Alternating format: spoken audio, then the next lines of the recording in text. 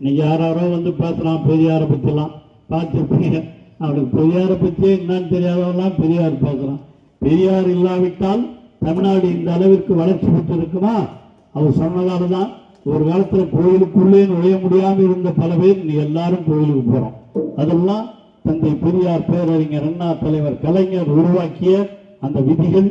அந்த அடிப்படையில் தான் இன்று அனைவரும் கோயிலுக்கு செல்லலாம், பெண்களும் போகலாம், அனைவரும் அர்ச்சகராகலாம் என்ற சட்டத்தை போட்டவர் நம்முடைய தமிழக முதலமைச்சர் தளபதி அவர்கள். பெண்களும் அர்ச்சகராகலாம் என்று சொன்னவர் தளபதி அவர்கள். இதெல்லாம் தான் சமத்துவ பொங்கல். அதைத்தான் சமத்துவ பொங்கலாக கொண்டாடுகிறோம். ஆனால் அம்பேத்கருடைய பெயரில் இந்த சமத்துவ பொங்கலாக கொண்டாட வேண்டும் என்று முதலமைச்சர் அவர்கள் அறிவித்து இன்று சமத்துவ பொங்கலை கொண்டாடி கொண்டிருக்கிறோம். தமிழ்நாட்டில் மட்டுமல்ல, இந்தியா முழுவதும் நாம் அனைவரும் சமமாக இருக்க வேண்டும். இன்னும் பல்வேறு மாநிலங்களிலே இந்த அடிமைத்தனங்கள் எல்லாம் இருக்கின்றன. அவைகளெல்லாம் ஒழிக்கப்பட்டு அனைவரும் சமமாக வாழ வேண்டும் என்ற இந்த உயரிய நோக்கம், சமத்துவ பொங்கல் என்ற இந்த நோக்கத்தோடு நாம் இந்த பொங்கல் விழாவை கொண்டாடி கொண்டிருக்கிறோம். ஆணும் பெண்ணும் சமம் என்ற உணர்வு தான், அதான் சமத்துவ பொங்கல்.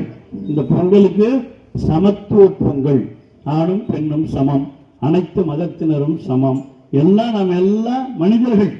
ஆண் பெண் என்ற வேறுபாட்டை தவிர வேறு எந்த வேறுபாடும் கிடையாது. அந்த ஆண் பெண் வேறுபாடு கூட ஒரு காலத்தில் ஆண்கள்னா அதிகாரம், பெண்கள்னா அடிமைன்னு இருந்தது. அதையெல்லாம் மாற்றி ஆணும் பெண்ணும் சமம் என்று சொன்னவர் தான் தந்தை பெரியார்.